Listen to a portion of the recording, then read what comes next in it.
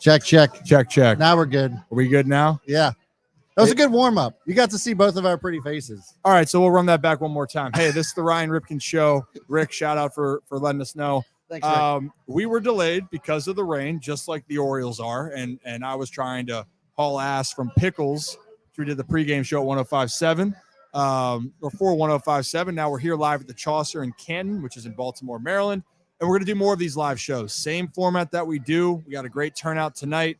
And something we've been really excited about, but because the Orioles game's delayed, gives us a perfect chance, Brad, to pregame talk about the Orioles yet again, and a lot to discuss, especially I think first pitch is what time you got on that? 8:15.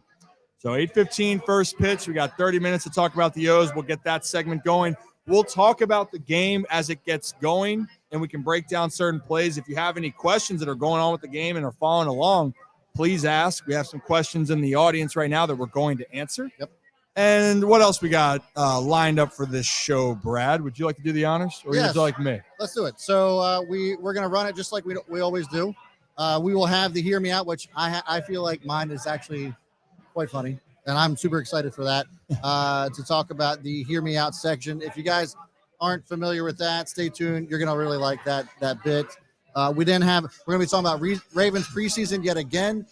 Since our last show, we saw the Ravens play the Commanders in preseason. Everybody seems to think this game doesn't matter, but in fact it does, and we're going to hear from John Harbaugh on that as well. Then we're going to get back into baseball, talk about the AL West because the AL West right now is bananas. Nuts. And we need to talk about it. So then we're going to talk about that as well as some other football notes, and then kind of get into the love to see it, hate to see it. We're going to get back to the finish this. You guys seem to really like that. We're going to fill in the blank on some things and get into a little bit more of some gambling stuff, talking more about sports betting, that area, and then getting into Grinds My Gears. That was the first time that I ran through that. Ryan, how did I do? You did great. Fantastic. And I think for the gambling segment, I'm a big movie guy. Love Dumb and Dumber 2. So I think for gambling, it might just be, so you're telling me there's a chance. I think that's what we're going to call this segment. I like it. Because we're going to look at some odds and possibly what's going on. And, hey, it's fun to look at that way. And then if for people that want to sprinkle some across that, why not get involved with it? So, Brad, without further ado, I know you've been waiting for this. Hear me out. Floor is yours, as always. Let's do it. So I'm just going to go out on a whim and say this Hear Me Out has been brought to you by the Chaucer here in Canton. So it's a shout out to the Chaucer. Thanks so much for Brian for opening up their doors and letting us do this, taking a chance on us. We certainly appreciate it. But Ryan, hear me out. The New York Yankees are actually the most entertaining baseball team this season. Elaborate, Brad. The reason is because the Yankees, listen, name another team that's 4 games under 500 that everybody is losing their mind over. Give me one. In the last decade, 20 years, 100 years, there hasn't been a team that's been 400 below 500 or four games below 500, and everybody's literally losing their mind. You go on mainstream media, everybody on every broadcast, whether it's ESPN, Mad Dog Sports, what have you, they are absolutely losing their minds over the fact that the Yankees might actually have a losing season since the first time, I think, since 2016, if I'm not mistaken. Yeah, and they broke their losing streak. They were trying to get to 10 losses. Yeah. And again, like, you know what? I kind of hear me out, because we're seeing something with the Yankees that we haven't seen in a while. Yeah. Right? Ever. And actually the Yankees, and Codify had this on X, was losing streaks. And you have to go all the way back to 1913. Whether you love or hate the Yankees, that is just wild that they haven't had a 10-game losing streak since 1913. Yeah. Are you kidding me? I got. You can't see the back of my shirt right now. It says "Holy Shirts and Pants." That's a Holy Shirts and Pants moment. Right. But everything is just going wrong with New York, and people are talking about it. But you know what, Brad? People are talking about this Yankees team like this is actually the worst team in the Major League Baseball. They're not. It's just something that most people, especially Yankees fans, aren't used to seeing. So I actually pulled up a stat. The Yankees haven't had a losing season since Camden Yards opened up. Ooh. They haven't had a season below 500 since 1992. Ooh. And that's why it's entertaining, because it's just like especially Yankees fans that have been so spoiled for ever, their entire lives, their entire grandparents' lives, their entire great grandparents' lives, that now it's just like, oh my God, they have a losing season. Big freaking deal, because every other team in the MLB has gone through it other than them. Yeah, and you know what? If you look at it for the Orioles fans' case, the Orioles, we're not sugarcoating it here. It was some rough years, brutal years, and in the organization, there's a lot of change, a lot of optimism, but you can't sugarcoat. The team was not playing well, right? And that's just kind of the reality of the situation. The Yankees fans, I will say, it's because they've done so well for years that you have a certain, level of expectation, so to speak, right? And quite frankly, the Yankees should have been better. I will say on Fox 45 earlier this year, my bold prediction was the Yankees and the Red Sox would not be the teams making the playoffs out of the American League East because of the younger teams like the Toronto Blue Jays. I like the talent, veteran lineup. The construction of the Orioles team, I thought the Orioles would, be in the playoffs, win the division. I'll be honest, wasn't expecting it. And then Tampa Bay, right? But there's a part that Yankees fans aren't used to seeing. And we even talked about the construction of this roster. Yes, I thought could make the playoffs, but this is a very aged team. And when Aaron Judge doesn't play, that team does not look the same at all. And even the last few days, Aaron Judge is hitting home runs left and right. And the Yankees, they lost today to go 5 under 500. They've lost 10 of 11 games. Yeah. And the Orioles, this will make you smile here, Yanks are 17.5 back. That is crazy. Can't remember the last time that the Orioles had a 17.5 game lead, but I can remember when the Yanks had that on the O's. I would be curious, and I should have done this before, and I actually didn't think about it until you said something, but I was curious as there was ever a time the Orioles were in first and the Yankees were actually in last. Was that during the Yanks and the O's? Yeah. Well, I don't think the Yankees have had a last place finish in quite some time. Yeah. And we know the Orioles have had some last place finishes. Right. And this is the factor I bring up all the time. And I know people have all these opinions, and there's some good light reading out there, and some light reading came out on Monday, which I understand. But the thing that's happening right now for Baltimore, I mean, man, the Orioles have had 5 playoff teams in 40 years. 40 years. 40 years. Now the Yankees feel like they're going to the playoffs every year. I have that stat. Over the last 121 seasons that the Yankees have been in existence, they've been to the postseason 58 times. Okay, so the Orioles came to Baltimore in 1954. I know the Orioles had a lot more, had the good old days, 60s, 70s, early 80s. But, man, since 83, 40 seasons, 40 years. Yeah. 5. Right. 5. So 5. Holy shirts. But what's very interesting to me, though, for the Yankees, and one of those things that we talked about when I'm looking at this lineup, when you look at Aaron Judge and he can't do it by himself, the Yankees still have Giancarlo Stanton. Oh, yeah, look at this. You had that one ready to go. They got Giancarlo Stanton, no problem. Well, this is going back to your point of why they've been entertaining to watch, right? Yeah. Yeah. I mean, look at that. It was like, I don't understand. Does Giancarlo Stanton, he just can't run? Well, and I will say this. He's definitely he was never a guy built for speed. He's definitely built for power. Correct. But and he's dealt with a ton of injuries. But again, these moments get more magnified because it's the New York Yankees and because they're not out there being at the top of the standings. But a guy like Stanton, by the way, which is interesting, he's still under contract until he's 38, I believe. We were looking at it. He signed a 13-year, $325 million contract when he was with the Marlins, traded to the Yankees. And again, I love that players get paid 1,000%. But what you're seeing right now is that the Yankees are now having this roster that's a little bit more aged differently than people are used to seeing. And they're going to have to make decisions. And on the flip side for the Orioles, they have so much young talent where it just feels like each and every year they should, and I believe will get better. And it's hard to believe the Orioles can get better. Yeah. But they really can with just their core that they've built. The Yankees are going to have to do a lot of rebuilding, so to speak. Well, and that's the big challenge for them, right? Because their farm system is pretty much non-existent. Well, I will say this: they do actually have some very good pieces, and they do get roasted more. But the fact is where are they going to figure in? And I think during this run, that's what people, for fans of the Yankees, and I think they started to make some moves. They're like, well, if the team's not playing well, when are we going to start seeing some of our young talent? And I think that's a part that's going to have to figure out. The Orioles are starting to do that. The Yankees are going to have to hit the reset button. And who knows? They have Aaron Boone and Brian Cashman under contract still throughout this next season. Yeah, they both just signed extensions. The back end, but before the season, I believe. Yeah. And so who knows? But a lot of things got to change to the Yanks, but no one who's probably watching this right now is really upset that the Yankees are having their troubles, which is a good segue for us. And I'm going to save my hear me out for the football time. Yeah. Let's talk about baseball right now. Let's talk about the rest of the Orioles. Rain delay going on right now. The sky, it's nice. But they're going to play baseball. Huge win last night for the Orioles, bouncing back, beating Kevin Gausman. And it's kind of the MO of the team. Yeah. Scrappy. Yeah. Grinding. I was at the game last night. I left in the 8th inning. And they put up the 5 spot. It was like 2-0. I was like, they'll probably close it down.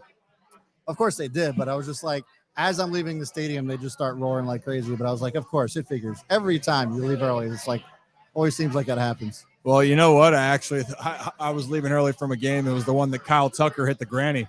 And I knew what was happening because I knew who was still up. And I went, oh, no. And you can just feel it. So that one, I'll take blame for that Astros game, everyone. I'm sorry. My apologies. But for the Orioles, great bounce back last night. And Kevin Gausman, I know it would have been so great to see him in Baltimore still. He's a stud. And it's a great example for everyone out there. Don't be quick to judge a book by its cover. And I'm going to segue into some other player on the Orioles that's gotten a lot of heat for his inconsistencies. But Kevin Gausman is one of the best pitchers in baseball. Yeah. He's actually going to be in the Cy Young race. The dude is second in baseball in strikeouts. Yeah. His stuff is disgusting, but it took a while for him to figure it out. And I think that's what people have to understand. We have this perception, ladies and gentlemen, that everyone's going to come to the big leagues and they crush it in the minors and they're just going to come up here and be studs from the beginning. Yep. No. And I mean, I'll use some examples here. For pitching, let's talk about the Orioles. Grayson Rodriguez came up, took a little bit of time to get his rhythm, right? Went back down, came back up. Looks like he started to find his own. Offensively, we've talked about some players that have had some trouble. Gunnar coming up, struggling to start off, superstar. Adley Rutschman, superstar, but struggled to start off. Yeah. And because I guess it's Cal Day. It's Calvin Edwin Ripken Jr. birthday. Shout out, Pop.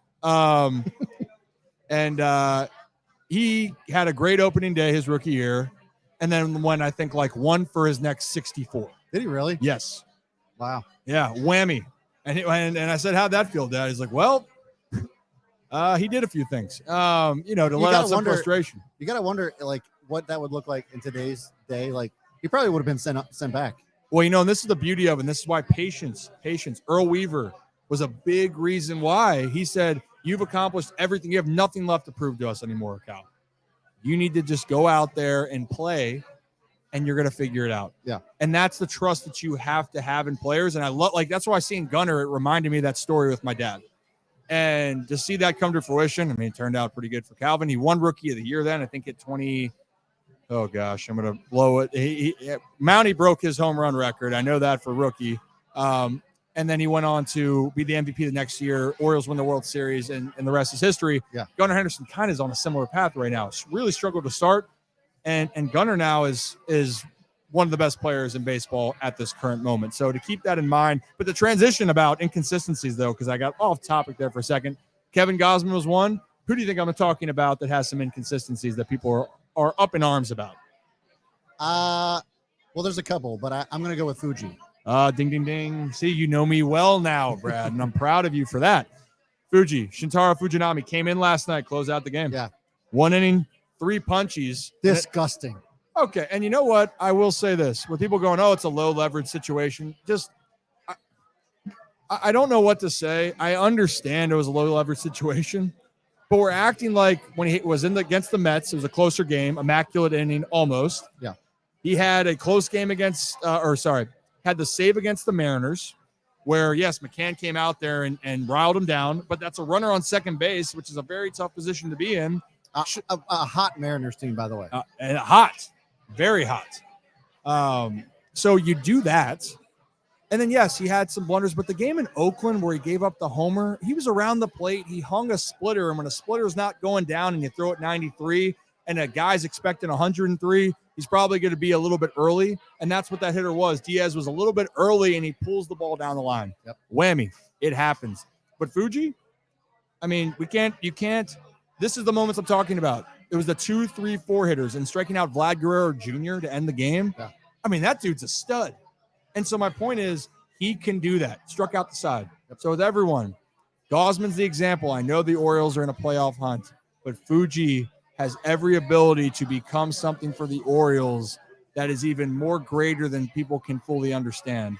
And I hope that we give him that time to figure that out. Yeah, I've been saying this ever since we traded for him, and that it's hard as shit to hit a 103-mile fastball. Yeah, on our fastball. So like the fact that he can just do that and be somewhat consistent with it, he's getting better. You know, he's better than what he was at the beginning of the year, especially when he was a starter. Ever since he became a reliever, it seems as if he started to turn some things around. And if he can gain some serious control over that 103-mile-an-hour fastball, he's just going to be unhittable. I mean, and here's the context too. Let's do the story of Shintaro Fujinami here. Just his travel, his what his life has been since coming to professional baseball in the U.S. He leaves Japan, comes to Oakland. So first time he's no longer in his home country. You're playing for the Oakland A's, who are terrible. Yeah. And when you're on a team like that, you can talk to people. It is a hard culture to go right into when it's constant losing over and over and over again. So then there's the language barrier. You're playing for a terrible team. You're a starting pitcher, and then you're becoming a reliever. You're trying to figure it out. And then all of a sudden, most people, it's a breath of fresh air going somewhere else, which it was. And I still think it's the best thing for him long term. Yeah. But then you're going from games where they really didn't matter, and he was starting to figure it out too, relieving, by the way, like that month. Yep. Which is why they traded for him. Exactly. But then you come to Baltimore, where now every game matters. Yeah. And again, you're going from one coast to the other, and you're still trying to figure out life outside of Japan, and also trying to figure out a new role, and also pitching in the most stressful games of your entire career. Well, and I will say that he, by his own admission, yes, when he blew that the Blue Jays game, he was like, I just felt like I was under a lot of pressure. And so, of course, like when a player says something like that, everybody's going to take that out of proportion. But it's just like that's just a reality, right? Like you're never going to go through your entire career and not feel some sort of pressure.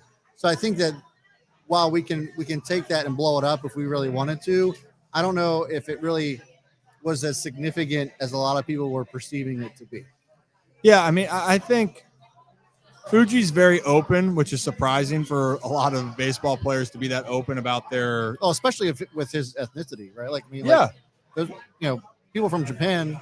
They're pretty close to the vest. Yeah, and I just thought it was very – I love the fact that he felt comfortable enough and human enough to explain it. And it's true. I'm not saying that you guys shouldn't have worries about it, but my point is 103 doesn't grow on trees. No. That nastiness doesn't grow on trees. Kevin Gausman, what he did, there's a reason why he was a first-round pick. So it just took time in the right place. I think Baltimore's the right place, but don't lose faith in him with the situation. And now for the Baltimore Orioles in the American League East right now, this was a big series. Toronto now, to me, is kind of pushed out of the division, being 8.5 back. Yes, we'll go. Are you telling me there's a chance? Of course there's a chance. But Toronto is going to have to come to Baltimore and sweep them, right? Didn't happen. Now Toronto at best is going to be 7.5 back if they win tonight. So big for the Birds. But I got to tell you what right now, Tampa Bay. You can say all you want. And people are feeling good. They lost Shane McClanahan, which I, as a baseball fan, I tell people this. I root a lot for the Orioles being from here, but it's because of the guys. You spend a lot of time, and I'm rooting for these players and this organization because I know how much and how much effort and time they put into it. It hurts me to see players like Shane McClanahan go down, who's had a tremendous year. The Wander Franco situation, we've talked about how that can – those moments can go over a team, and everyone was ready to say, well, the Rays might fold. No. That team, I don't care if they just played the Rockies. They just came back and stole 2 games, and they are right there. And I expect Tampa Bay to continue to be at the Orioles' heels. for the rest of the season. They're a dangerous team for sure, and they could have made as many excuses as they wanted to when it came to distractions and whatnot, and the fact that they're still 2.5 games back, despite some of the adversity, is something that, if as an Orioles fan, if you are an Orioles fan, I would still be worried about. Yeah, I mean, have some concern for. Yeah, I mean, for the O's, I think as a whole, if we're going to run through everything, how the season's gone, if you told me the Orioles right now, Brad, would be leading the American League, and what we are 1 week from September, yep, everyone would take it in a heartbeat. Oh yeah, right. And baseball happens in mysterious ways, but the reality is, you can see how I made this point earlier on pregame. Teams in general, there's a certain culture and a way to continue to grind through. The Orioles are so great at moving on. Their resiliency. They get blown out. They make some mistakes. So what? Move on. Yeah. Screw it. Right? Yeah. Tampa Bay does a really good job of that. Moving on. Right. You know who hasn't done a good job of that? We just talked about them. The New York Yankees. Yeah. Where it was rain. It just, everything was one after another. But again, that's a team if you have it or you don't. Right. The Rays have it. The O's have it. And it's really exciting to see what they're doing. And actually it kind of leads, pitching's been a hot topic for a long time here. Quite frankly, I think the Orioles have way more pitching and good pitchers than they get credit for. Yeah. Dean Kramer. Yeah. Last night. Last night was, yeah. But Dean, honestly, lights out. His month of April, throw it out. And again, it's not about how you start, it's how you're finishing. Yeah. And Dean's been incredible. And last night, 6 innings, 0 walks. Yeah. And hey, they asked Dean, hey, can you go the next day? They told him the night before, hey, Dean, if you can you move it up? Yep, I got it. When they scratched Flaherty, you mean? Yep. So they scratched Flaherty. They knew they were going to scratch Flaherty the night before. And then they're going to ask the starting pitcher, do you feel comfortable, Dean, pitching a day earlier? They're going to give him that choice. And of course, Dean's going to say, yeah, I'm good. But Dean's this. And for anyone out there with the young players, pitchers, coaches, stay here. That's going to help you when the moment, so you don't get surprised. Right. Dean wasn't surprised, and he was lights out. Yeah. Lights out. All the pitching last night was ridiculous. So then a question would happen here, and with Chris here, shout out to Chris over there. Yep, talking about you. And Chris was saying about pitching was a big topic. Yeah. Right? But let's look at what we want to talk about pitching. Kyle Bradish. Yeah. Cy Young sneaky candidate. Dean Kramer doing a great job. Grayson Rodriguez, he's really coming to his own. Kyle Gibson has had his ups and downs, but veteran presence. But you're looking at it right now when you're saying, do the Orioles have starting pitching to get to the finish line? I think they do. Yeah, I think the one thing that people just aren't. I think one reason why people talk about starting pitching, and I was in this camp for a little while too, is just that there isn't that one dominant pitcher. When you think about World Series games, right? It's World Series winners. There's always that one guy that just dominates, goes out there every time, and is just unhittable. And I don't know if there's that one guy amongst the Orioles that you can say is that dude. But who knows? Maybe they'll come into that as we get into the postseason. I think it's just too early to make that call on who that guy actually is. Yeah, no, we don't know yet, Yeah. Right? But I will say, who's the Kurt Schilling? Who's the John Smoltz, right? Who's the Greg Maddux? well, and this was over time evolving, right? And Yeah. these are young pitchers, but you want to ask yourself the question going into the season, and I even actually, because I had the luxury of knowing these guys, was I thought starting pitching could end up being a strength for the team just because of what I had seen. Now, it depended on if they could make the jump. Right. Kyle Bradish made the jump. Dean Kramer's made the jump. Grayson Rodriguez has now made the jump since he's been up here. So the answer is yes, but to become the Schillings, the Verlanders, Yeah. the Scherzers, all those, that comes over time, and that continues to your longevity and being there. Yeah. They just haven't done it enough. This is 1 year. Now it's, can you do it another, and can you do it in the big moments, which I'm excited to see. It's been a joy. Honestly, I think that people don't take the season for granted. Yeah, I agree. I think this, and look, anything can happen. As we saw during, the 2012 to 2016, that, this type of baseball can come and go. But this time around, it feels different because there's so many good young players in the ball club that are going to be here for a while. So like, as much as it might hurt to not make it deep into the postseason, I think we're going to have another very strong chance next year and the year after that and the year after that, just because of how we're set up right now. Yeah. And there's guys that still haven't come up yet. And we haven't been able to say that, right? We haven't been able to say that for decades. Yeah. And again, also, just because I'm saying that guys haven't come up yet and that they're just going to, well, they're not up here yet because the team's playing really well. And that's one of my, maybe I can save that for a grind my gear. But actually I'll say now, because it's a grind my gear for this, I'll save my grind my gear outside of sports later on. But grinds my gears is expecting a prospect to come up and have success off the get-go. So, because I think it's almost a slap in the face of some guys in the big leagues. Excuse me. Some guys are going to come out there and just ball out, right? A lot of guys, though, it's hard to replicate what you're doing in AAA to the big leagues. And there's a lot of guys that are already there that have been there and done that, and you can't discredit that. So as much as what is encouraging and exciting is that you have a guy like Heston Kjerstad, who I'm bullish about. I really do think he's going to hit the ground running. But there's no guarantee. Like Colton Cowser, fantastic player, not his start that he wanted. Doesn't mean it's not going to be for the long term, but that's an example. Kyle Stowers, another guy that's done so many great things, and it hasn't played out. He didn't get his fair share of opportunities either, but that's also a part of the game, whether we like it or not. So I just want people to understand that it's hard, and the guys that are up there, it doesn't mean that all these exciting players, Jackson Holliday, and I told people he's not going to come to Baltimore this year. No. Unbelievable talent. The future for the team, even though I still think Gunnar Henderson might have something to say about that for the next 10 years. But that's a lot to ask of a 19-year-old, and what he's doing is ridiculous. He's going bonkers. What do you say to the people that say that, well, Manny Machado did it? What I will say to that situation is the Orioles had a giant hole at third base defensively. They didn't have someone that could actually play defense at third base, and Manny's first things first was drafted as a shortstop that was an unbelievable fielder. And then the fact that they knew and they were getting him ready to play third base in the big leagues, they go, well, we're making a run. We need our best defensive player. They thought Manny's bat was there enough, but they were going to live with, hey, Manny, if you struggle, it's okay. We need your glove. For Jackson's case, that he's a five-tool player. I'm not saying that, but Machado had the glove advantage over Holliday. Right. And where are you going to put Holliday? You're not going to start him over a confident Gunnar Henderson at shortstop. And Ramon Urias, even coming off the bench, is a fantastic Gold Glove winner.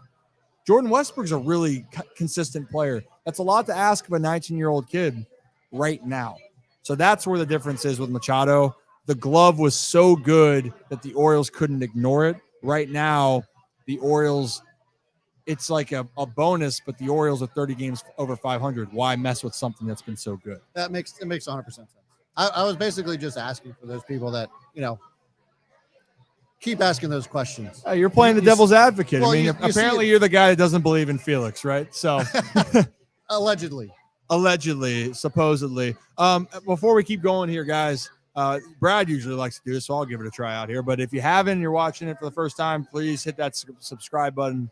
That helps us out quite a lot. So please tune in, subscribe, let us know what you like, don't like, as we continue to move through this show and future shows. Yeah, to be honest. And well done, my friend. And then also just another shout out to the Chaucer here in Canton for opening up their doors for us. We certainly appreciate it. This has been an amazing time so far. Brian, you're the man. And I'm looking forward to doing this more often. I think this is going to be more and more of a thing. It's just fun. The atmosphere is great here. There's tons of people here. This place, I'm really surprised. Their turnout is unbelievable. It's a Thursday night, and it's a packed house. Yeah, I mean, who doesn't like a good Thirsty Thursday? And we're actually gonna find more ways to be even interactive with the community and viewers, right? And that's kind of why it was a great fit here at the Chaucer. is that we want to keep this going. And actually, after the show's done, we're going to hang out. We're going to chat. We're going to talk some shop because that's what we want. We don't those are my favorite moments is getting to be able to engage. And I truly mean this. Like, I know people might, if you think I'm full of shit, that's a whole different discussion. But I genuinely, there we go. Ow Now, Brown Cow, Unique New York, Anchorman reference. I love getting to chat with people. I love getting to talk and being able to just shoot the shit. Yeah. And that it's awesome. And being able to do it at a place like this and happy hour all night. This isn't going to be my last time I'm going to be here. I'm going to be honest. Yeah. So that's all I got to say with that. Game should be first pitch should be happening here almost any minute. Yeah. Down to the minute. So for the time being, then should we continue on? Oh, let's continue on with our baseball conversation. Did you want to start with some fan questions here? Yeah. Is it a good time for that? Yeah, I think so. You want to bring on Chris on over here? Let me see if I can get Chris for a question here. Come here, Chris.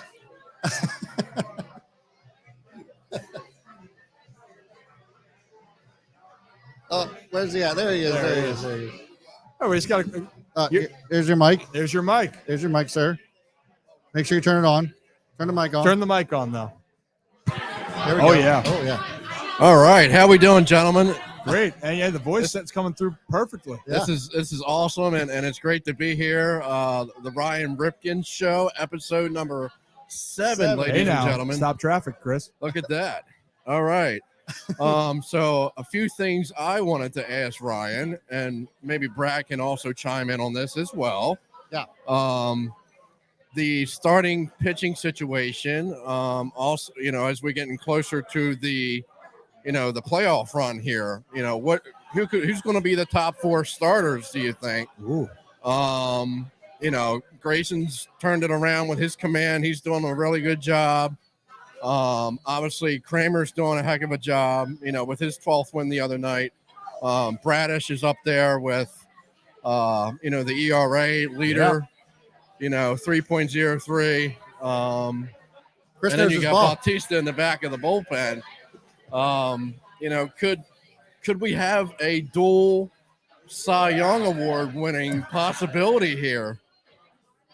I mean, that's something that would, well, Chris, shout out. Thank you for the question. Yes. Thank you, Chris. So you're good. You can mic drop it now. You're good. Well, you can actually, you can stay right here. But anyway, to your point, to Chris's point here, let's talk about it for a second. What it would be right now to start 4 starters. Let's think. I think Kyle Bradish is game 1. I think Dean Kramer's in the mix there. Grayson, they're talking about an innings limit, but if Grayson's feeling good, he's got to be the guy, right? And I don't know if they do a 4. I think the 4th would be Gibson if they do it, to be honest. But the Orioles might just run with a 3-man rotation. Well, I should have done my homework before we went live, but where are we at with John Means right now? Well, John Means, great question. John Means is building up. He's going to AAA Norfolk, and that's a very exciting time for this team. But we don't know how built up he's going to be coming out of this injury. He might be a guy coming out of the bullpen. Tyler Wells, for certain, is going to be coming out of the bullpen. So knowing that and what's happening, it kind of leaves you with the 4 options are going to be Gibson, Dean, Grayson, and Bradish. But I think what I just listed would probably be the 4. Now, your question about Cy Young. Yeah, Kyle Bradish sneaked right in there, didn't he? And I think that's the cool part of this whole situation is that Kyle deserves the credit.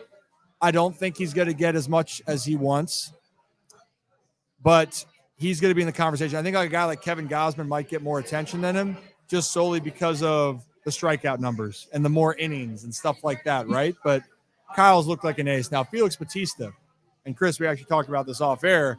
Relievers have won the award. It's hard for them to win the award. Eric Gagne in 2003 for the Los Angeles Dodgers won it then. And actually, Felix had better numbers than Gagne until that series against Houston. Yeah. So is it possible that Felix could still win it, especially if Garrett Cole stumbles a little bit? Yeah, it's possible, but it just hasn't been in the relievers' favor because they always feel like starters give you more value. And I get it, right? But I mean, in the back end, has there been any reliever that's been like, if Felix Bautista, this is what I'm talking about value, most valuable. if you remove Felix Batista from the Orioles bullpen, what does that look like? Right. And I think opposing teams then have way more confidence later in games, but with Batista back there, it's a whole different ballgame. And actually, we'll take it one step further because I was doing the notes today. The Orioles are 22-11 in one-run games, and they're 9-6 in extra innings.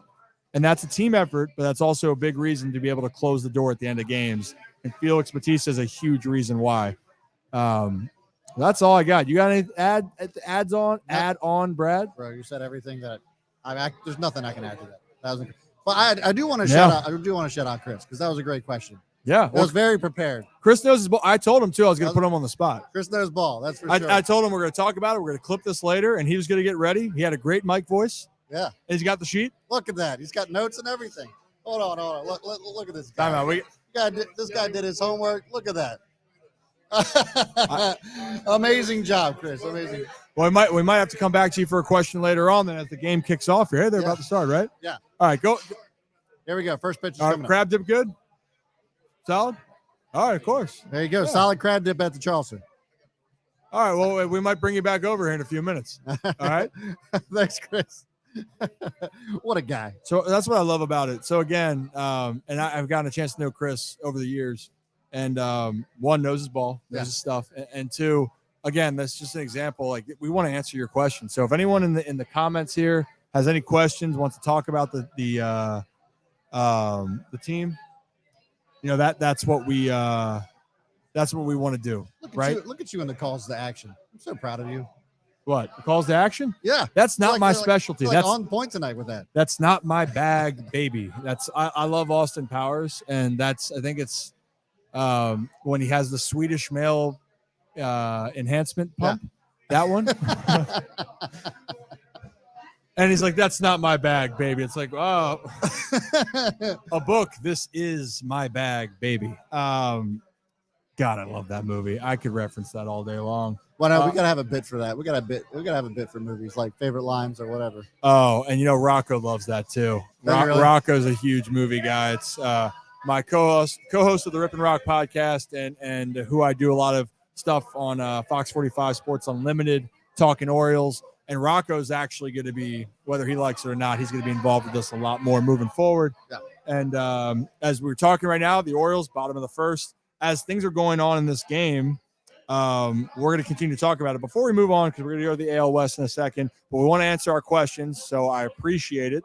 So I just want to pull this one up real quick. Ryan, if Ortiz and Holiday are both eventually deserving of MLB at-bats, what happens to Mateo? Also, Gunnar would much rather play short. Well, thank you very much for the question. And to your point, I think Mateo, after this year, I love what he's brought to the table, but you're going to have to reevaluate things because he's not going to be the everyday guy for the Orioles moving forward. Yeah. And he hasn't been. Now, as far as the shortstop position's concerned, I was a big believer that Gunnar should be the shortstop every day. I just love his actions. I love his ability, the strong arm. I think he only gets better as he continues to play the position. But it seems like right now that Jackson that's his position that he would play. But I just have that feeling with Gunnar. It's something in your gut that I'd rather there. The two guys moving forward that are going to get their at-bats always is going to be Gunnar and Jackson. I love Joey Ortiz too. I mean, first off, that. Well, but Kerstad, at least, he's going to be, his situation is going to be figuring out what we're doing with the rest of the team, right? Outfield, first base situation. Yeah. And all those that are saying, well, what's going to happen with Mountie? Well, Mountie ain't going anywhere. No. We talked about the sport. He's the best. He was the best pure hitter when I was there. Jackson's going to get his at-bats, and Joey Ortiz, he could end up becoming that role that Mateo is, if I'm going to be completely honest, because Jordan Westberg is a guy that they prioritized. And then Holiday, obviously, number one overall prospect, he's going to be prioritized. So unless Joey Ortiz is moved, he might become that Mateo role. So I really appreciate the question. And again, you got more of those guys, fire them in here. We're all about it. So to keep moving with the show, though, and I love talking ball, but we got to keep moving. AL West. What? For this segment specifically, I actually pulled up teams who had the most wins since the All-Star break. So I want to bring this up. So here you go. The Dodgers are 17-8, and the Mariners are also 17-8. So a lot of people have been going crazy over the Dodgers because, they're the Dodgers, but the Mariners have the same exact record, and they're not getting the recognition that I think that they deserve. No. Orioles are 18-9, still an unbelievable record there. Rangers, Cubs, Astros, Phillies, Twins are in the top 8. But the Astros have actually been struggling here as of late too. So they're 16-10, nothing to turn your nose at. But it is what have you done for me lately? The last 10, they're 4-6, I believe. Mm-hmm. So Astros a little bit shaky there. But man, the Mariners I think are the big highlight here in this list. Obviously, Orioles are 18-9, and they're the Orioles. The Cubs also is a ridiculous record post All-Star break at 17-9. But I think the Mariners out of the AL West, at least in the here and now, are the most dangerous team in that AL West. Yeah. I mean, we talked about the thing for them for the longest time is that their bats weren't coming alive. And then, Julio Rodriguez, his bat's been alive for I mean, I think what was the stat? He had more hits over 4 days. I think when I was talking with Rocco, in 4 games, he had 17 hits. That's the most the Yankees had over that same span. They went on an 8-game winning streak before they met the Orioles. And then the Orioles, took that series from them. And then since then, they went on another 8-game winning streak, which is just, it's insane. And look, they're going to have an easy easy schedule here as well. If I'm not mistaken, the next couple of games, they're playing losing teams.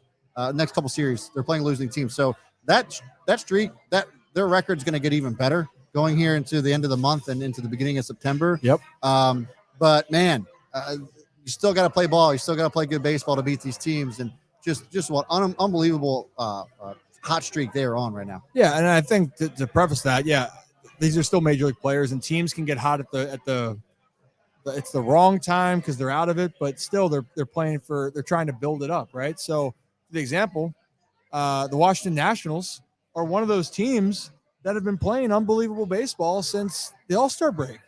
They've been playing really good, and the team actually they've closed the gap on the New York Mets. I mean, the Mets are close to being in the cellar right now, which is so astounding when you think of it. The Seattle Mariners, and this is what I want to bring into context, they are the second best team in team ERA. So they've been throwing the ball really well, and they've been near the top almost all season. So what you're seeing now is them putting it all together. And this Seattle team, honestly, Brad, I thought this was a World Series team. This was a team that I thought could break through and go to the World Series. And as much as people got upset about the King Felix thing, I still like the Mariners team. Yeah. You can get mad at all the other hoopla behind it and the fan bases and whatnot, but I like what they're doing. I love what they've been able to accomplish. And now that AL West is just stacked, except what just crushes me or just so disappointing is the fact that the Mariners, Astros, and Texas are right there, and the Angels have just fallen off the map. And then Shohei Ohtani, obviously the news of him tearing his UCL is just, I don't even know what to say. It's really sad for baseball, honestly. So there's a lot of things that we can unpack about this Ohtani situation. Right now, Orioles are we're in the top of the second, by the way. No score. So the Ohtani situation is sad, and it's multifaceted. One of them is that it's just bad for baseball, right? Like you have a guy who could pitch like Ohtani, then go up and just smash dingers all night long, and then strike you out in the next inning. It's just something that we haven't heard of. A lot of people obviously comparing him to Babe Ruth, to whomever. Could be the best player of all time had he continued his career at the trajectory he was continuing it on. And so that just sucks. And now there's talk of him not pitching ever again. And so now that's starting to creep in. So a lot of mainstream media type. Yeah, they love throwing that out there, right? It's I'm not saying it's look, Tommy John surgery, if you get it, they've made it so you can come back, but I think the biggest part is he's already had it once. I think the biggest part of it is, and that's a good point, it's the physical toll or mental toll. Physically, you can get, you're going to have this time and you know what it's going to be. but the mental toll of having to sit out and to grind that through and to try to get yourself prepared, that's the thing that just sucks. And you hate, like, talk about that. That's like my hate to see it. I hate to see that this is happening. Yeah. To me, and I guess the other question, like I said, it's multifaceted. So obviously it's not great for the game just because of how exciting it was to just watch him come out, and he was must-see TV every night.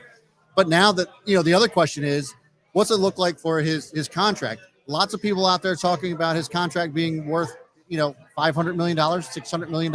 Now what happens if he decides that he's not going to pitch again, and that he's just going to be a pure hitter? What does that contract look like? If it were me, if I'm the GM, I'm knocking $200 million off of that right out of the gate. Well, and again, we went back to the Stanton contract, and again, that's just a hitter. But that was $325 million, and Stanton had the contract till he was 38, I believe, is what we said. Yeah.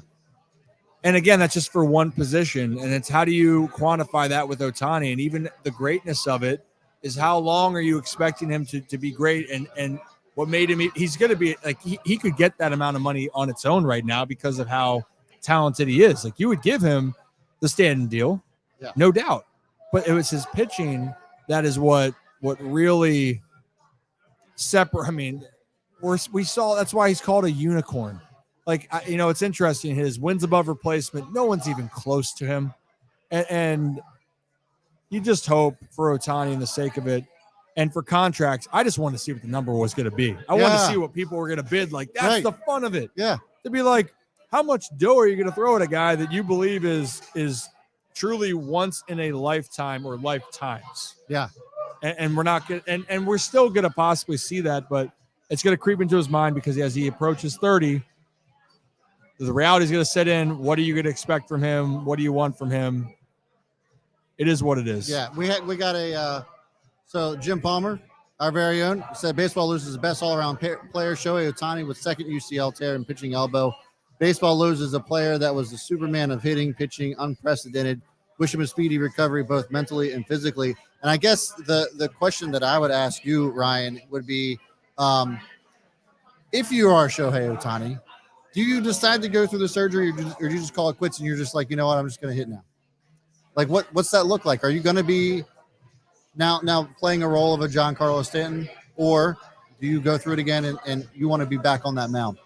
I think as a competitor, as a player, he wants to be back on that mound, And I mean, because not only was he just, you're like, go out there, you can give us some innings. Like, the dude was dominant, But like, is he going to do it? Like, it's not a matter of like, he wants to. My guess is he wants to do it, but I'm sure teams are going to have discussions with it. Yeah. I mean, well, hey, if we're going to give you money in long term, what do we want? And most teams are probably going to say that your bat is so good, that's something we think can stay a little bit longer.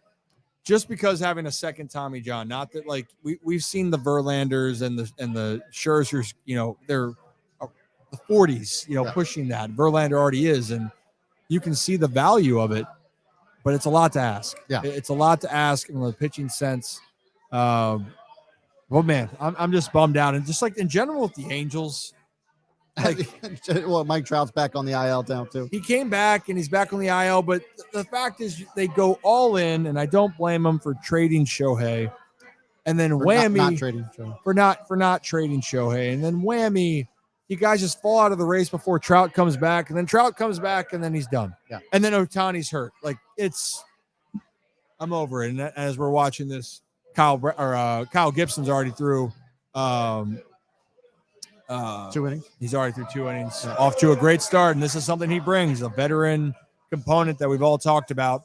And that's the thing too. Just Shohei, to close it out, it's a bummer for baseball. And people can say, well, I heard some people say, it's people are freaking out, like it's not like the guy died or anything happened. It's sad because think about it this way: if we're being completely honest about the sport of baseball, I mean, Shohei, he was just good for baseball. It's like, and I don't mean to interrupt you. No, it's perfect. But like, it was Shohei Ohtani. The best way I can compare it to, and I know that I'm sounding like a homer right now, but it was like Lamar Jackson entering the league. Yeah. That everybody just wanted to watch him play. It didn't matter who you were a fan of. If you were just a fan of the sport, you just wanted to watch the guy play.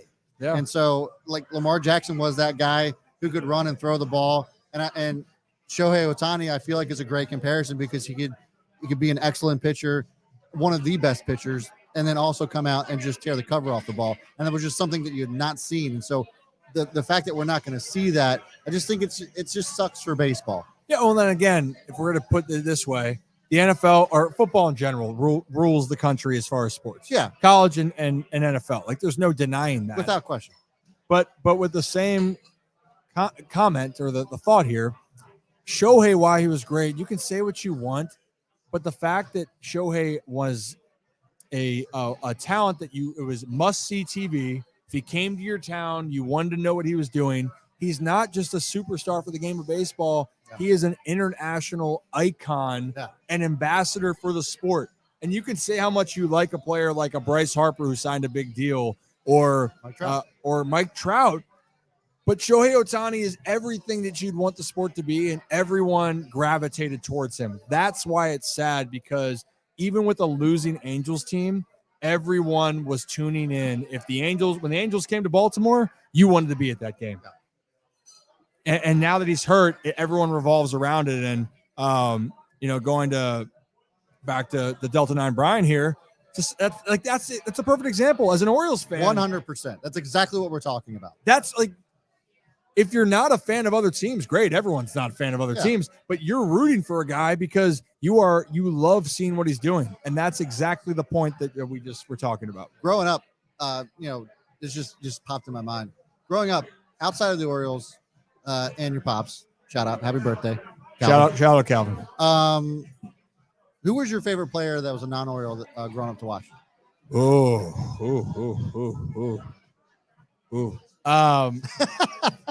No, it's funny. I have some pretty funny photos. I have a photo one year of the 2001 Home Run Derby. I was, I think, in A-Rod's lap, and Brett Boone's in the picture as well, who played for the Mariners on All-Star Weekend, my dad's final All-Star game.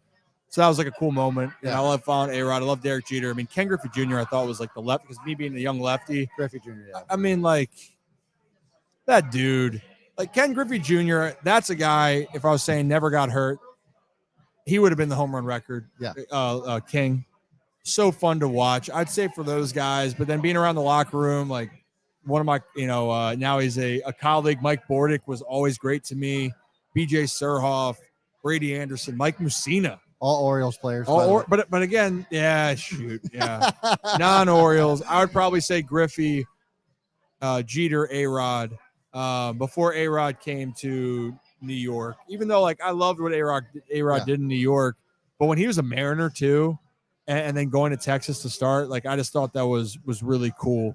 And sneaky, not as a kid, but one of the coolest moments, Josh Hamilton at the Home Run Derby. I got to be at that. We mentioned it in a previous show. That was one of the that might be the coolest moment outside of something with my dad that I've witnessed in person. Yeah. Him with 10 swings, 10 outs. Yeah.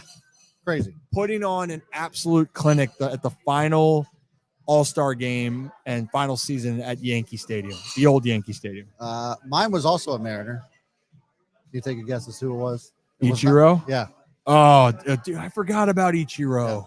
Yeah, like, just so much fun to watch. Like, not a power, but like every time you got up, you just had a feeling he was getting on base. Yep. Just all around great player, and just grind it out. I feel like if he wanted to, he could still play baseball. He could still be in the big. Oh, have you seen him? Yeah. Have you seen him? He's always ready to be in uniform and ready to go. That honestly, to me, and we're talking about Ohtani real quick with that. Ichiro was that international superstar that came in and one of the greatest hitters of all time. The funny thing with Ichiro, everyone's saying, well, he didn't have a lot of pop. If you had a chance to watch Ichiro hit batting practice, the dude could launch balls. He just he was playing his game. He was getting on base, stealing bases. Just tremendous player. But then you have Ohtani, 20 years later, essentially, that's now become that superstar figure, but at a whole different level. Anyway, great choice with that. Ichiro's a stud. Maybe we'll answer one question here with baseball and then we'll keep moving as we go in as Kyle Bradish, I keep saying Bradish, Gibson, unique New York. Try to get a call on Chapman there. Yep. But top of the third right now, still scoreless. And who we got? We got Chapman up. Is that what you said? Yeah. Chapman. Yep. Chapman's up right now, no outs. Yeah. So third inning, Orioles, whatever, whammy. The reality of this whole situation, I just lost my train of thought here because I was going to answer the question here. We'll do one more baseball question. We're going to keep running in. We're running longer, but who cares? We're all about having fun, people helping people. The irrelevant fan asked, with the Yankees, Mets, and Padres out and the Orioles, D-backs, and Reds doing well, do you think this could start a Moneyball effect next year with teams spending less money? Oh, would you like me to start or would you like to go? My assumption is no. Because, yes, the Yankees have money, and I'm sure they're willing to spend it at some point to build another team just like they have in the past. But there's more teams out there that have money as well. I mean, look at the Mets. Obviously, the Mets this year, not great. But I think that Cohen is going to learn from some of the mistakes that he's made and going to go out there and buy a lot of players. And I don't think that, obviously, yes, it's nice to think about. And the Orioles are like the latest example of that. I think the Red Sox were an example of that before or after the A's were too. But so that's still going to be around, but I don't think it's going to be as prevalent as perhaps we might think it is, because the big money is going to come in and scoop up a lot of these players. And so I think that's just the give and take of the game, and what we've seen over decades of baseball is that you're going to have these low budget teams that can only keep them for so long, and then the big money is going to come in and scoop them up, and that's just the cycle that we see. Yeah, no, I agree with you. I think that the big teams are still going to spend. They're still going to go out there and do their thing. But having said that, the teams they're trying to rebuild, we talk about limitations. Tampa Bay Rays have been doing this for a while. Yeah. And they understand we're not going to spend a ton all the time. They did extend Wander Franco, which might be in jeopardy now, but it was the right move at the time. Yeah. And but that's what we're talking about. But teams like the Yankees, the Red Sox, the Giants were in on Judge. The Giants were in on Correa, giving out money. Yeah. These teams are going to continue to give it out. But I think the question then turns into, how do we better develop our farm system? I think that's where the front offices are going to have to look at going, well, look at some of these teams, what they're doing. Maybe we need to incorporate that a little bit better and then spend when we want, instead of it being we're going to spend out of control and then just hope that something clicks. Yeah. So, all right, so let's move on. Next segment, we want to get into a little bit of football. Let's do it. And football notes, and here's my hear me out. Brad, hear me out. Yeah. The Ravens losing the preseason game might be the best thing for so many different reasons. And actually, I was given this thought from Nick William, one of followers on X. And I said, you know what? This is a great point. Might be the best thing that the Ravens lost to the Commanders, and good things happen when the Ravens lose to the Commanders, believe it or not. The Ravens have the overall series against the Washington Commanders. But actually, when the Ravens in 2000 won the Super Bowl, they lost to the Commanders, and that led to the benching of Tony Banks and the start of Trent Dilfer. And then we'll take it one step further. 2012, the RG3 game where Nada took out his knee, unfortunately. Ravens lost that game in overtime. And what happened after that? Won a World Series, Super Bowl. Ravens won a Super Bowl. So hear me out here. The Ravens might be a team to benefit from losing. And I'll be honest, the games mattered in preseason. By the way, when you were saying the wins and losses don't necessarily matter, and we're gonna actually have a clip to talk about this here. But the point is, the preseason matters for a lot of people. But this could be the best thing for the Ravens. But we have a clip right now. We want to talk about why preseason matters more than people might realize. Guys, you're proud of it, of course. You appreciate it. But the thing that you're proud of is all those games are mostly just like that. Preseason games that people want to write about. Some of you in here want to write about and say they don't mean anything because you never played the game. You never were out there in a preseason game. You never were fighting for a spot on the team. And yet you have the audacity to say that the effort that somebody puts into that to win and fight and win a game like that is meaningless. Tell me it was meaningless out there what you just saw. If you like football, is that a meaningless football game? I can't respect anybody that says that because of the effort these guys put into it. That's what you're proud of. And that's why I'm so proud of these guys for the way they fought. It doesn't matter win or loss. It matters the way they went about their business tonight. and I'm proud of him for that. Always will be. So the point that Harbaugh was saying, preseason, these are guys' jobs on the line. Yeah. It's a livelihood. Yes, the wins and losses don't necessarily matter. And I think the pressure's kind of off because it just gave teams to talk about constantly, right? Or the media to talk about. But these players are playing for their lives, like, you know, not their physical lives, but for their careers. Yeah. For their livelihood. Yeah. And to say that the reps don't matter, yeah, they don't matter to some, but to a lot of these guys, they matter everything. I have two friends I went to Gilman with, and they're actually on the Off Script Pod, repping the shirt actually. Brandon Copeland, who just retired, who's been going on a circuit talking about what he's doing next, and Darius Jennings, Gilman guy. Those are guys undrafted. Every preseason snap mattered. You know what's cool? I actually saw Brandon on CNBC the other day. Yeah, I was like, what? dude, he is Talking to unbelievable. Scott Wapner? What is going on here? Oh, he is unbelievable. And the thing that I love about Brandon is that he has so many things outside of football, and I think that's what we got to remember with some of these athletes, or whatever you're doing. There's more to just your one job that you can create, and Brandon's done a great job of that. But to go to the point,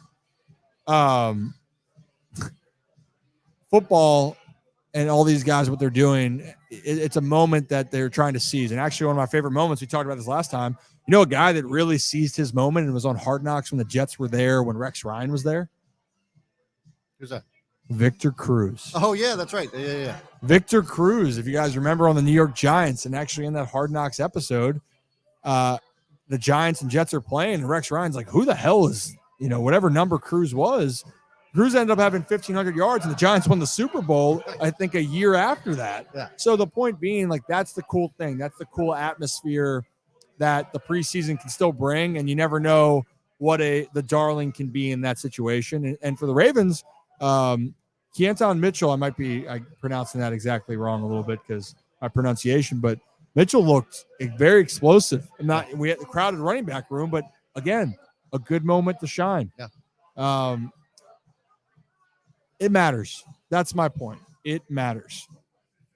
And so, and another thing is we flip to the other side, that was the other thing. Tylan Wallace is battling for his spot. Wide receiver room is now packed, but he's going out there and making plays. You're seeing all of it. And now flipping to the Commanders, and I know a lot of people so far are saying, well, this was a Super Bowl for the Commanders in some ways, right? To be fair, the way they celebrated this win, it certainly felt like that. Yeah, and I mean, the thing is, when you think about it this way, the Commanders, for a lot of things, imagine for all their fans where they feel like they just didn't have hope, right? They felt like hope was lost. They didn't know what to believe. And then all of a sudden they have new ownership there, this new spring of energy. That was my favorite thing about just seeing it. And they kind of, you feel like the tides are turning, and you have a culture there that's changing. And there's not something looming over you that is, you know, kind of hindered you for so long. So the Commanders, great moment for them. I'm happy for them. I'm glad it's over. The streak, go start a new one for the Ravens. Not saying it's glad it's over, but you know what I mean. Hey, you lose, you move on, all good. But I'll tell you what, Sam Howell, I mean, you can say what you want that he was going against the Ravens backups for defense. Yeah. Sam Howell looked good in Bieniemy's system. He looked the part. The thing that was scary is that Scary Terry got hurt with the injury. But right now, the Commanders for me are one piece away, and it's going to be at the quarterback position. They have a really strong defensive line. Chase Young's back. They have some really good pieces. They have some really good offensive weapons. Can they figure it out? Sam Howell's going to have to be the person for this to work. We already know what the Ravens have in their team, and we'll talk more about that as we go, because we know that who's the quarterback for the Ravens. We know what Lamar's capable of. The question's going to be, is Todd Monken offense going to unlock the weapons? I would say the biggest takeaway out of that game, if you're a Ravens fan, also was Zay Flowers. I think there's no doubt that this guy is going to be an impact. I cannot wait to see Zay Flowers. I just can't. And his explosiveness, his ability to maybe we're overhyping the guy, but maybe we're not. And if we're not, it's going to be exciting to watch. Well, and that's the thing is you can imagine him being utilized the right way, but he's quick twitched. He's got run after the catch ability. He also is not afraid to get in on blocks. Yeah. Guy's good. He's got a Steve Smith Sr. attitude, and I love it. And I'm excited. He's got that swagger and that confidence. That's what I'm saying. Yeah. I love it. And that was the biggest takeaway from that for me with the Ravens was that Zay Flowers, as far as guys that would make an impact right now, he looks the part, and I'm really excited about it. You ready to get around the league? Yes. In the NFL. So this is a very interesting interesting thing that I saw too. The DraftKings just put this out. So Jonathan Taylor has the ability to go out and get traded. Colts putting some feelers out there. DraftKings set odds of Jonathan Taylor's next landing spot. And interestingly enough, Ravens came in third on that list. Which is just mind-blowing to me. It's crazy. Like, you got to wonder if J.K. Dobbins is looking at this thinking, what?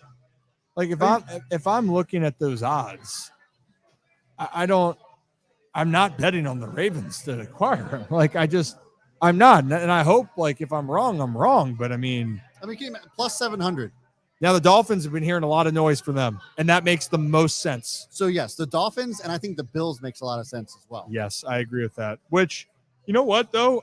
Chicago with Justin Fields, that running game would look way different. But if you're talking about a contender that can go over the top or make your team over the top, yeah, the Dolphins and the Bills make the perfect sense. Any of these teams, I think, would be scary, say for maybe the Broncos, for Jonathan Taylor to go to. I mean, Dallas Cowboys, I think, would be scary for him to go to. Chicago Bears, Buccaneers, well, maybe not so much. But Buffalo, for sure. The Vikings, absolutely. And the Eagles all the way down there, plus 2,000. Yeah. Of the higher odds, the Vikings are the team for me that would actually could make a lot of sense because they're putting a lot of faith in Madison, which they do have to pay Justin Jefferson at some point down the road, and they will. But honestly, the top there's a reason why the Dolphins are so high for odds.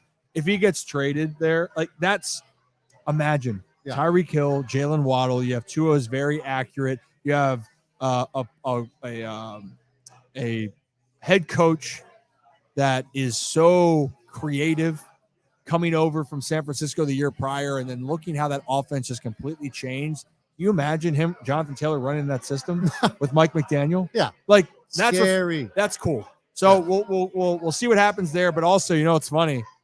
We're talking about it, and still the value of the player. Jonathan Taylor is a guy that it's not that if he joins the team, you could say, well, I don't want to pay a guy. That guy is not might help you get over like that. That dude is going to make a game-changing effect and impact on your team. Yeah, 100%. Before we get into the next football topic, just wanted to give you an quick update on the Orioles.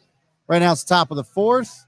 Looks like there's runners on with no outs. Is that right? I can't tell top of the four, first and second, no outs. Gibson's working in a jam right now. Yep. So we'll see. All off the jam. We'll see. We'll keep you updated on that. But I wanted to bring your attention to Stephen A. Smith has been making some bold statements. Listen, he always does. He likes to stir the pot a little bit, but no doubt. These are very interesting. So Stephen A. Smith talks about Stephon Diggs and how he wants out of the Bills. So let's just listen on this here real quick. Just get your thoughts. Can't ignore, because to me, elevating it just like that is letting the Buffalo Bills off the hook. Last time I checked, we looked at Josh Allen, and we said, yo, man, what's going on? You in an AFC championship game a few years ago. You and Patrick Mahomes was going at it. You were supposed to be the heir apparent and stuff like that. Stuff ain't worked out. You lose. Joe Burrow comes up there, goes to the Super Bowl a couple of years ago. Last year at the AFC championship game. And instead of thinking about Josh Allen, we thinking about Patrick Mahomes and Joe Burrow going up against one another, okay? So you got Stephon Diggs, this brother all-world receiver, but clearly wasn't happy. He walked out, didn't want to talk to nobody. They came into training camp. They had some friction. They had to get settled and all of this other stuff. Brother wants out, by the way. I'm just telling you what I know. I got my own sources. Brother wants out. He don't want to be in Buffalo anymore. He don't want to. I'm telling you right now. I have my sources. Stephon Diggs always got to be there, but he would prefer to be gone because he's lost a level of belief in the Buffalo Bill. That's right, I said it. It's Stephen A, baby. I'm telling you what I know, okay? They can deny it, they can tell you what to do. I have my sources. I'm telling you what I know, all right? But he's not going to force his way out. He know he got to be there and they got to perform. But he ain't feeling the Buffalo Bills the way that he once did because he feels there's a window of opportunity that they may have missed out on. Josh Allen's got to show them that's not true. The look on Dan Orlovsky's face was hysterical. And then, of course, Stephon Diggs comes out on Twitter and says 100% not true. I don't know who the source is, but I thought I'll nip this shit in the bud already. So basically, Stephon Diggs comes out and says, I'm a Bill. I'm always going to be a Bill, at least for the time being.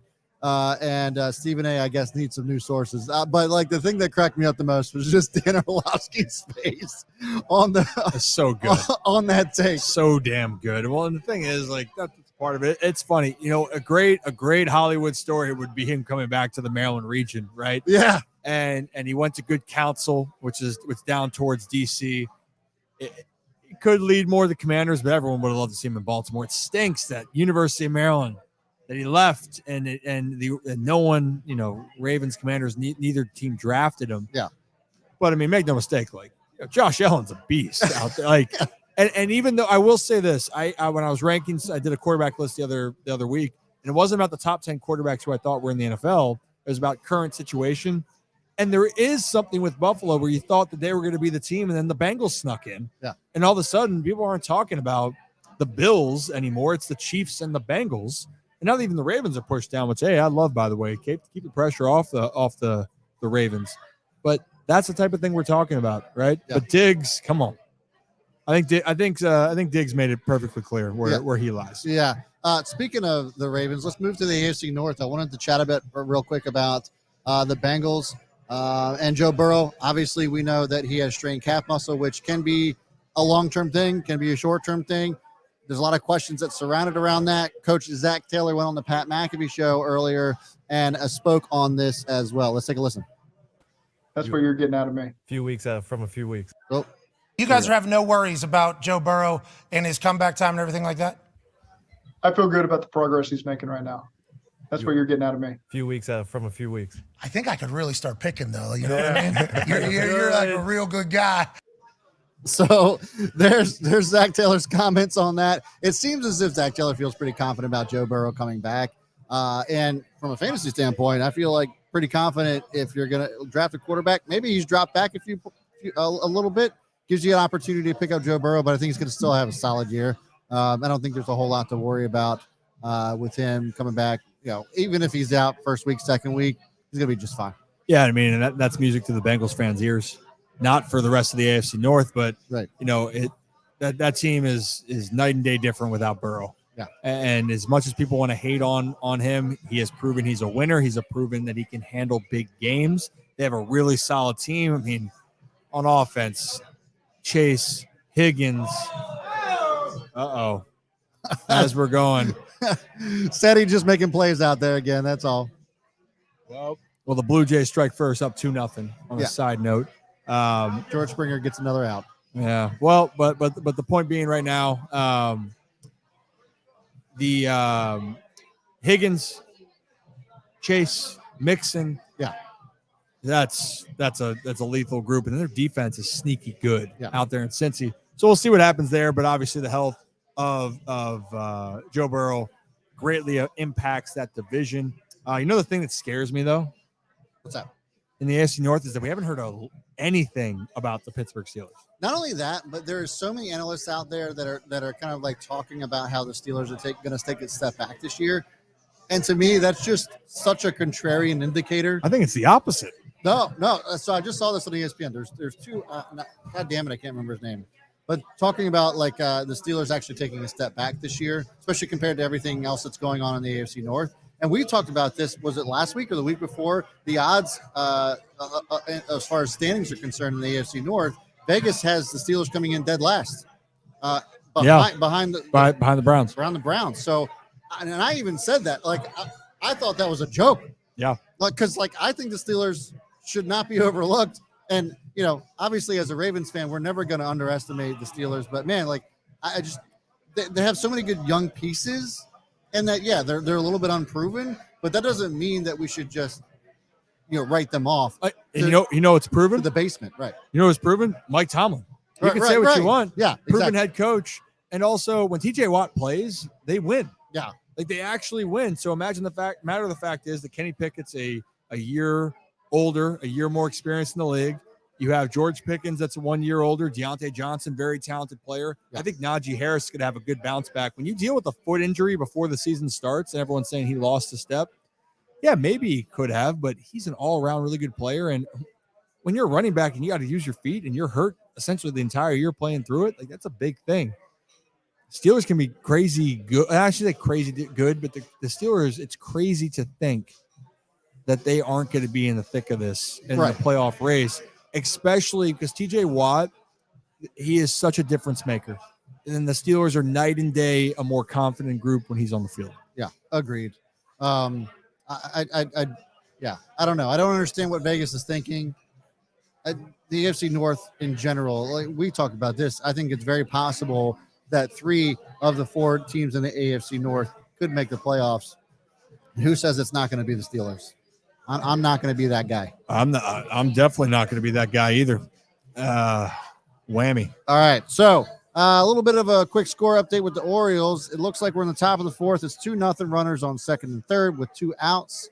And Gibson's looking a little shaky. We'll see if he can get out of it. He's only got 1 more out to get here. So, but nevertheless, let's get into some love to see, hate to see it. We've reached that point in the show. Yeah, I'd love to see it. Would you like? Yeah, please. So you probably saw this, but I just thought this was good to see. I did. Brandon Hyde going out there, and actually I should have pulled this clip too, but oh my gosh, John Carroll of the Seattle Seahawks. Pete Carroll. Pete Carroll. Sorry, not John. John Carroll's here though. Yeah. Pete Carroll was out there slinging balls. Last week, and I thought that was amazing. But then our very own Brandon Hyde also was doing that. Let's take a look at this real quick. This is so cool to see. Dude just out there hitting it. Nice little center field pop. Just taking BP, you know? It was cool because, like, the rest of the teams out there, they're watching them, and they're just like, they're just about it. They're loving it. And that, to me, was something that, for me, was a love to see it. Look at that. Damn near a dinger right there. So I just thought that was cool. Just more of like a morale booster, I guess. But it was, I mean, as a manager, I think every once in a while you just got to get out there and swing the bat a couple times. Oh yeah, I mean, why not? I mean, and that's when the vibes are going well, right? When things are going well and you're happy, that's what's going on. Yeah. And I think that people need to understand that, and it's really, you love to see it. That's when you know the locker room's feeling good. Yeah. When your manager's out there just smacking balls, you're going, yep, all is well here in Birdland. Brandon Hyde was like the last person I would have thought that would have been out there hitting BP. Maybe not the last, but down there on the bottom of the list. I mean, can you imagine a guy like Buck Showalter being out there just – I would love to see Buck out there doing that. That would be hilarious. I would love to see that. Dusty Baker just hitting dingers. Oh. Maybe back a few years. But again, like that'd be funny. It'd be great. It would be great. Pete Carroll out there, though, by the way, I mean, tight spirals, bro. Dude, he has Slinging so much energy. Slinging it. Age is just He's a what, number. 72? Age is just a number. Yeah. For everyone out there, age is how you feel, to be honest. Unbelievable. There was one more love to see it. Well, it's about the NFL scripted, right? Yeah. And I mean, for those that didn't see it, absolutely clever, hilarious by the team. And do you have the clip there? I do have the clip. So the backstory here is that, last year, lots of folks on social media talking about how the NFL scripted everything. And actually, they were asking a lot of players. The Ravens did this. They were asking their own players if the NFL was scripted, and they were giving their answers or whatever. But I thought this was funny just because the NFL was kind of taking a lighthearted approach to this. And so here's a commercial for it. All right, everyone. Last season was a smash. Ratings gold, but this year's script has to top it. So welcome to the table read for the 104th season of the NFL. Let's get to work. Yes, Jalen. I thought this was the dress rehearsal. Oh, Sorry. Week 1, fourth quarter, 3:02 left. Jamar leaps up and makes a no-handed catch. No hands. How? I don't need hands. I'll just catch it with my abs. We can call it the abracadabra. Might as well send the ball to Canton now. What if we wrote the Mahomes character out of the script entirely? Wrote him off. Guys, not cool. Who said that? She did. You're an actor, Patrick. Act like one. Boring. What if we played shirts versus skins? I like it, Kirko. What if we replace my legs with actual wheels? I love it. What if Derrick Henry stiff arms a guy into another? Would it be possible for us to get to page 2?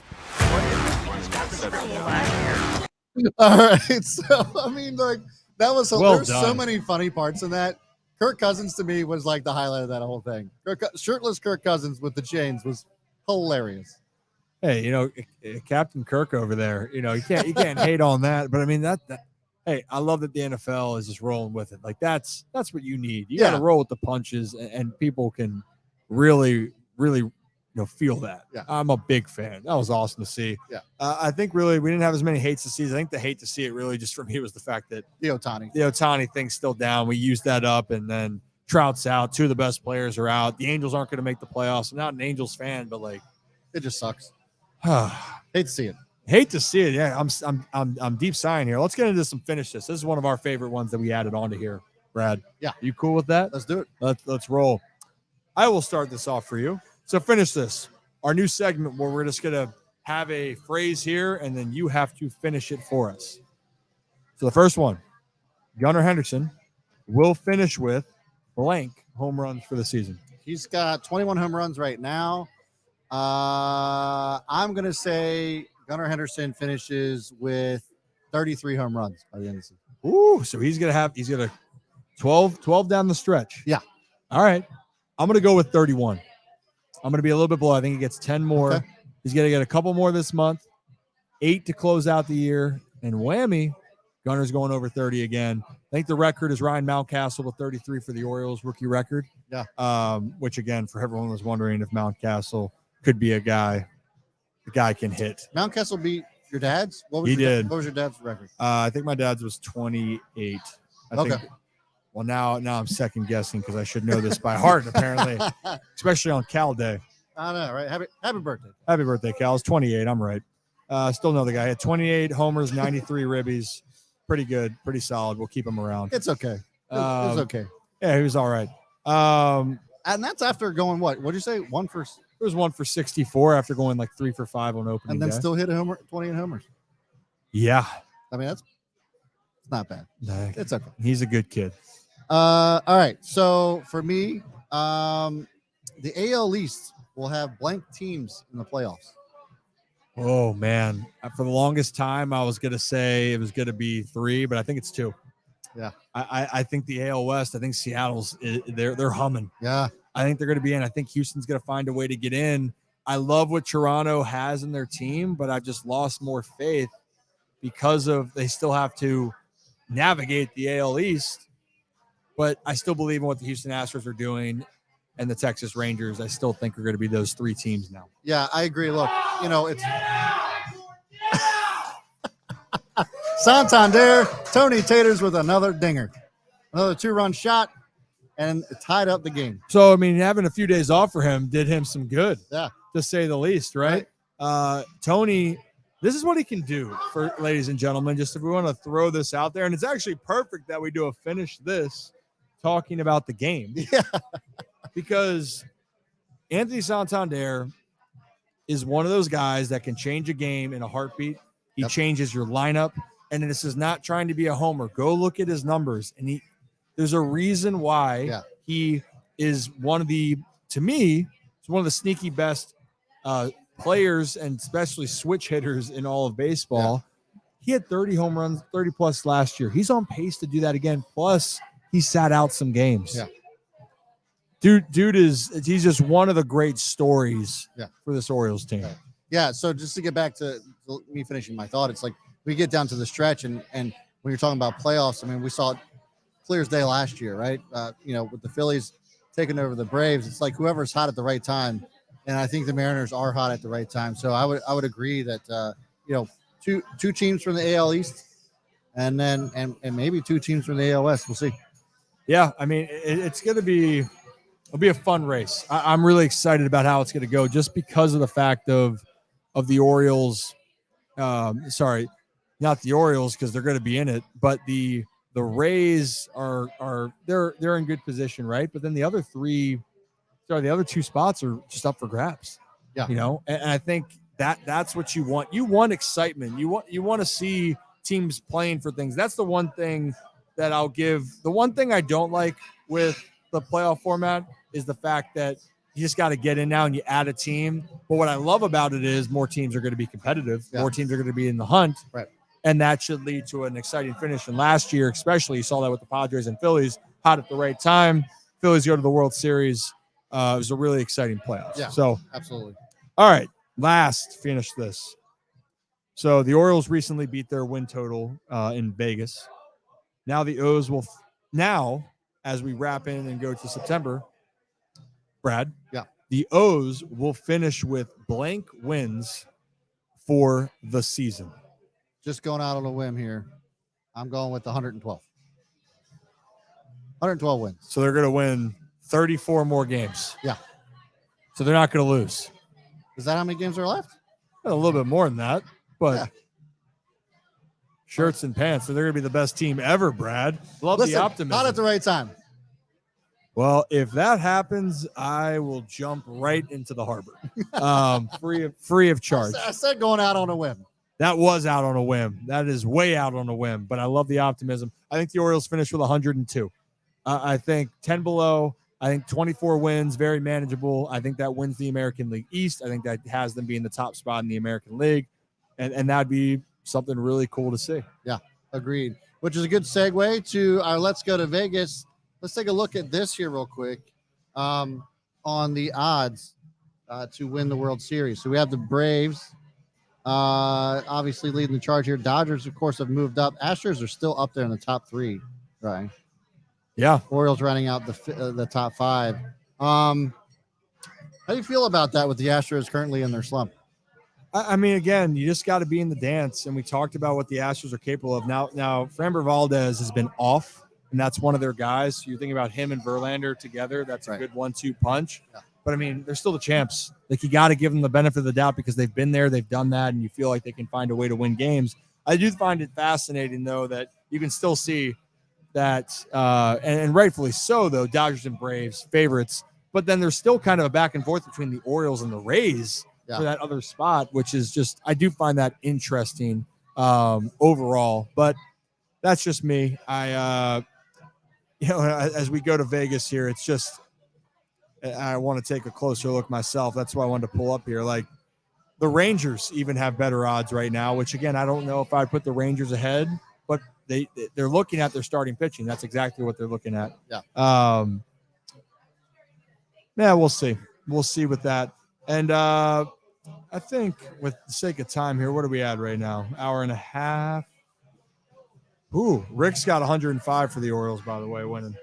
So right in between? Right in between. Love that. I'll take that. I think anyone would take that in Baltimore, to be honest. Grind my gears? Yeah, let's grind the gears. And by the way, the Orioles have the fifth highest odds, with most of them being at plus 1,100. So you're telling me there's a chance? That's a pretty good odds there. If you're feeling lucky. Not bad. Not bad to bet on the birds right there. Nope. All right, let's go to some grind my gears. All right, you know what grinds my gears? Tell me. Fake pockets.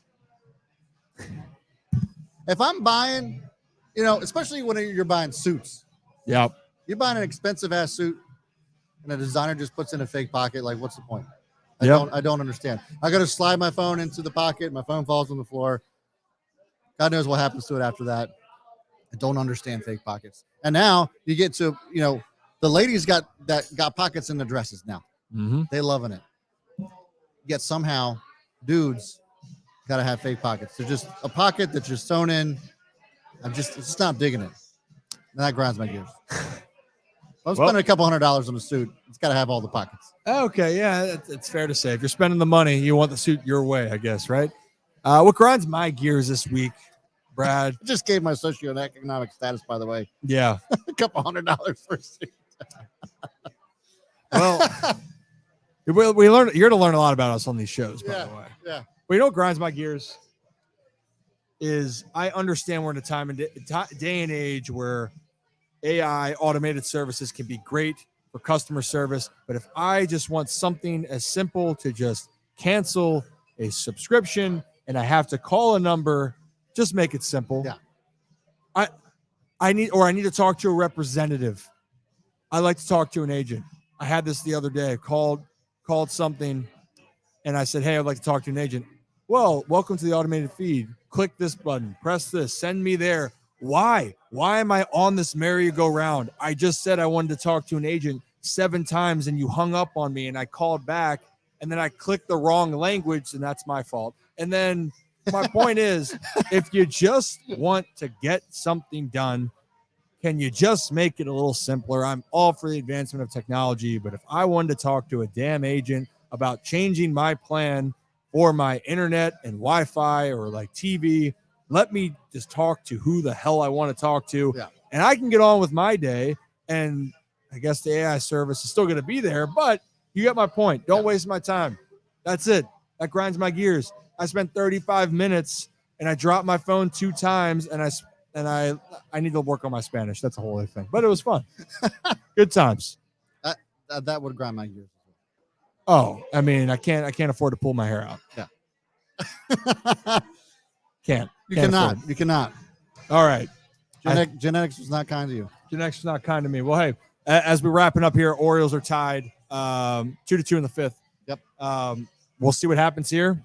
Tony Tater's doing his thing. We'll be back again, and we're going to be back next week. We're going to figure out some things. We got some really cool components that we're going to add moving forward. Really excited about it. And for those, I'm looking forward to the fall. The fall is going to be so much fun, and I'm really looking forward to that, bro. oh yeah, and I mean the last thing I'll say too, I got the Rooster Rumble for those that are still trying to. If you want to be a part of the event, and there's some more coming out. We have a lot of great sponsors that are coming involved with this that might even become sponsors with us down the stretch here. So stay tuned on that. Yep. But if you're interested, ripkenrumble.com, I promise you, I wouldn't lie to you. You don't want to miss it. Proceeds are going to the Jonathan Arden Foundation. But that's all I got. Chaucer here has been awesome. Yes. I'm going to have another tequila after this, hang with the people that stayed around here, which has been amazing. Yeah. Hopefully you guys can come back next time. And we'll, because again, this is now we get to enjoy the rest of the game. We did this. Now we can just kind of shoot the shit and see the O's try to pull this out. Why not, Brad? Why not? The last thing is what's the close up? So if we're doing it, subscribe. That's right. Hit that like button on your way out the door, guys. If you're visiting for the first time, we hope we earned your subscription. Thanks for hanging out with us, and thanks for all those who are hanging out in the Chaucer here this evening as well too. This was a ton of fun. It will not be the last time we do this, so stay tuned. We're just getting started, baby. I'm looking forward to what's going on, what's going to be coming in the future. And that's going to do it for us. Thanks so much for tuning in. We'll see you next week.